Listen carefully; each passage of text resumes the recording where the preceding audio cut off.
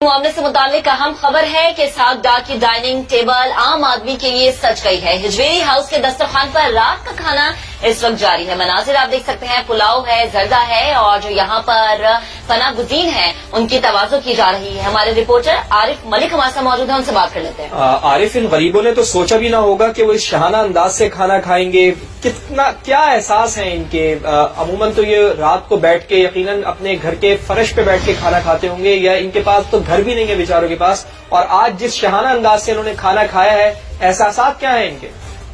जी, इनके एहसास तो इस वक्त उन्हें काफी अच्छा लग रहा है कि उन्होंने आज यहाँ पर खाना खाया और एक अच्छे आलीशान घर के अंदर खाना खाया और टेबल के ऊपर बैठ के उन्हें खाना खिलाया गया। 13 के करीब जो है ये मुसाफिर जो है यहाँ पर आए हैं और इन्हें रजिस्टर्ड किया गया है और आज उन्हें डाइनिंग टेबल जहाँ पे साथ जो है वो खाना खाते थे वहाँ पर बिठाकर उन्हें चना पुलाव और जर्दा उन्हें उनके साथ तवाज़ो की गई और एसी मॉडल टाउन जैसे वो उनके साथ बैठ के उन्होंने खाना खाया और उन्हें ये भी कहा कि इतने बजे आप लोग यहाँ पर सो जाएंगे और सुबह के वक्त जो है वो नाश्ते का इंतजाम होगा। वो नाश्ता जितने लोग यहाँ पर मौजूद होंगे उनके लिए ब्रेड, अंडा, बटर और शहद जो है वो इनके लिए सर्व किया जाएगा। तो ये तमाम सहूलियात जो है उन्हें बताई गई है कि तमाम उनको यहाँ पर प्रोवाइड की जाएगी। एसी मॉडल टाउन का ये भी कहना था कि ये बेहतरीन पनाहगाह है बाकी पनाहगाहों से, क्योंकि यहाँ पर तमाम फैसिलिटीज यहाँ पे रखी गई है। दूसरा उनसे जब ये पूछा गया कि इस घर के अंदर फनूस और कीमती चीजें वगैरह भी थी, तो अगर बाद में घर वापस करना पड़ गया तो फिर क्या आप लोग करेंगे?